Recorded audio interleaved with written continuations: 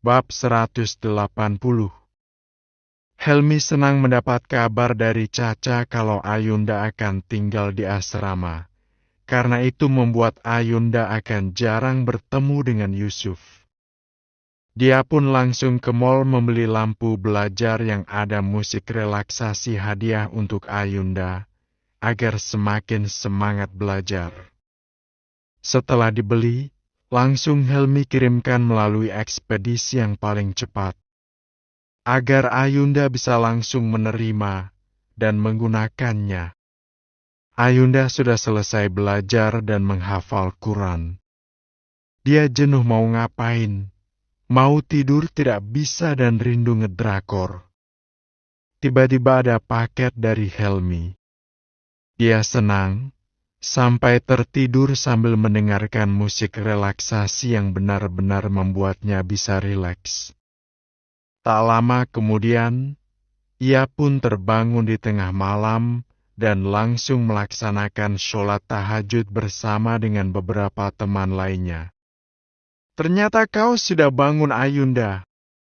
Aku ingin membangunkanmu, tapi sepertinya kau tertidur terlalu pulas," ujar salah satu teman yang kini berdiri di dekat Ayunda. "Terima kasih atas niat baikmu, aku sudah bangun sekarang." "Hei, hei!" cengir Ayunda. Ia sendiri tak menyangka akan tertidur di meja ini.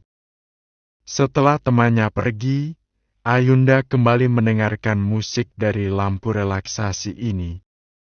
Hatinya seketika tenang, dan dengan refleks bibir dalam cadar itu melengkung lebar, karena mengingat siapa yang memberinya lampu yang bisa membuatnya tenang ini. Karena terhanyut dalam ketenangan, Ayunda menjadi lupa apa yang akan dilakukannya bangun di sepertiga malam ini. Pasti semuanya sedang menunggu Ayunda, karena mereka sering melaksanakan sholat bersama. Dengan kecepatan kilat, Ayunda langsung menyimpan lampu itu, lalu bersiap-siap membersihkan diri dan berwudu. Ia pun dengan buru-buru langsung menyusul kawannya yang sudah berdiri dan melaksanakan iqamah. Tanpa basa-basi, ia pun yang langsung berdiri di samping temannya. Semuanya menggelengkan kepala, melihat Ayunda yang memang sering teledor ini.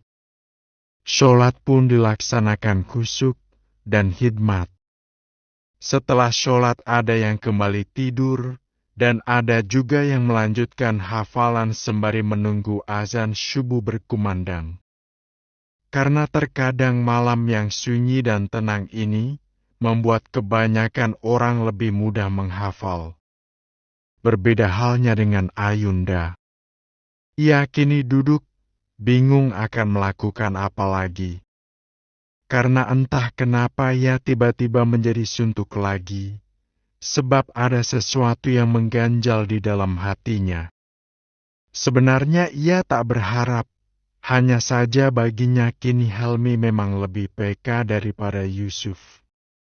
Baginya Yusuf memang tak memiliki sikap romantisme sama sekali, namun dari segi manapun ia juga bagus. "Ais, kenapa aku memikirkan mereka? Ayolah Ayunda, kau harus ingat tujuanmu datang ke asrama ini. Mari lanjutkan hafalanmu," ujar Ayunda pada dirinya sendiri. Ia menghela nafas sebentar, lalu kemudian bangkit dan pergi mengambil kitab sucinya untuk melanjutkan hafalan-hafalan yang memang sudah menunggu Ayunda. Saat Ayunda berjalan untuk kembali ke meja belajarnya, ia mendengarkan seseorang sedang berbicara serius. Karena rasa ingin tahu yang tinggi, Ayunda berhenti sejenak di balik pintu untuk mendengarkan apa yang temannya itu bicarakan dengan seorang pria. Ternyata itu adalah teman yang hendak membangunkan Ayunda tadi, namanya Nur.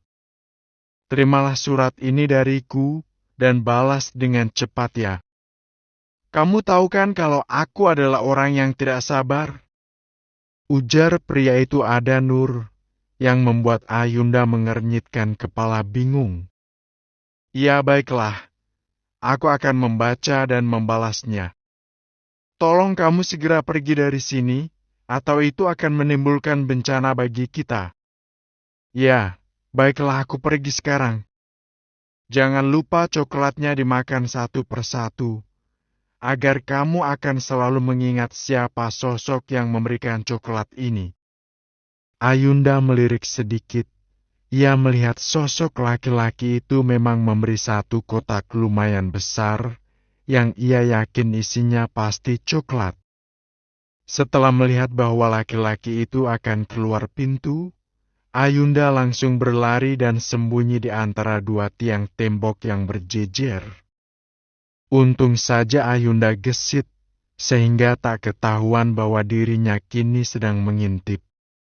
Laki-laki itu berlari kencang, lalu menaiki pagar dan Ayunda menebak bahwa ia adalah anggota asrama putra di seberang sana yang kini sedang menjalin kasih pada Nur.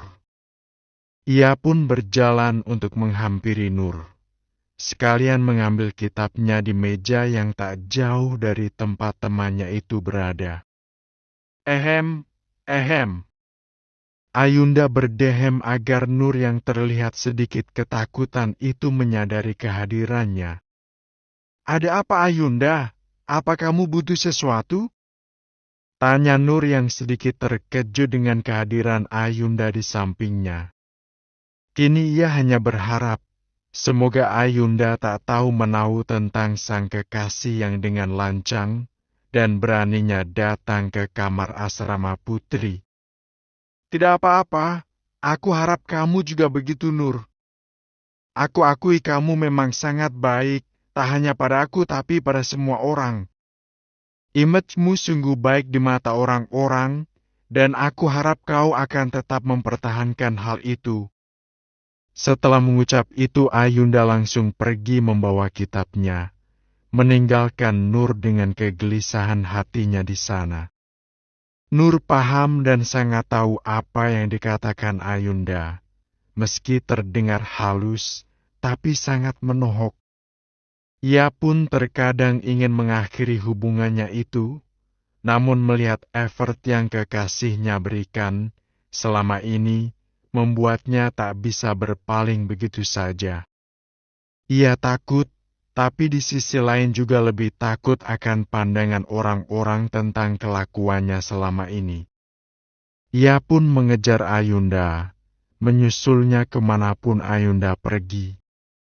Ayunda, Ayunda, panggil Nur berkali-kali, hingga akhirnya Ayunda berhenti.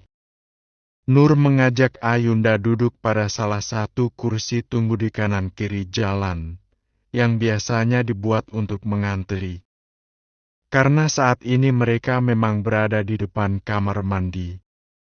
Duduklah sebentar, maaf mengganggumu. Tapi sebetulnya aku butuh bantuanmu Ayunda, dan tolong jangan bilang hal ini pada siapapun. Ayunda mengangguk, ia menunggu dengan santai apa yang akan dikatakan Nur padanya. Walau sebenarnya dalam hati sangat kepo, tapi Ayunda mencoba untuk tetap cool di depan Nur. Aku tahu bahwa kamu sudah melihat siapa yang datang ke kamar. Sungguh aku dan dia tak melakukan apapun, dia hanya memberiku surat cinta dan juga coklat saja. Tak lebih. Mendengar ucapan Nur, membuat Ayunda hanya menghela nafasnya saja. Tetap saja itu tidak pantas, Nur. Walaupun kamu lebih tua dan lebih lama di sini dariku, tetap saja sebagai manusia yang baik, aku akan mengingatkanmu apa yang salah dan apa yang benar. Nur seketika tertegun, ia mengakui bahwa semua yang dikatakan Ayunda memang benar. Aku tahu, aku juga ingin menghentikan ini.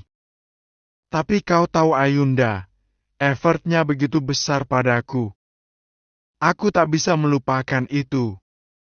Nur, pembuktian cinta paling nyata hanyalah pernikahan. Seberat apapun emas yang diberikan, jika kamu tak dinikahi ya percuma saja. Jika pria itu memang mencintaimu, maka sudah pasti akan menggebu-gebu ingin mendapatkan kamu dengan cara yang halal. Sudahlah, kau sendiri yang tahu mana yang terbaik untukmu. Maaf, aku akan pergi menghafal. Ingat kata-kataku sekali lagi. Setelah mengatakan itu, Ayunda pergi meninggalkan Nur yang tertegun dengan jawaban Ayunda. Kini ia membenarkan hal itu, bahwa pembuktian cinta paling nyata memang hanya sebuah pernikahan saja. Kini Nur tahu apa yang harus ia lakukan. Walau akan berat, namun Nur ingin kembali berjalan di jalan Allah. Ia akui bahwa Ayunda sangat bijaksana, walau ia baru mengenalnya. Terima kasih Ayunda, kini aku sudah menemukan jawabannya. Gumam Nur sambil tersenyum menatap punggung Ayunda yang semakin menjauh itu.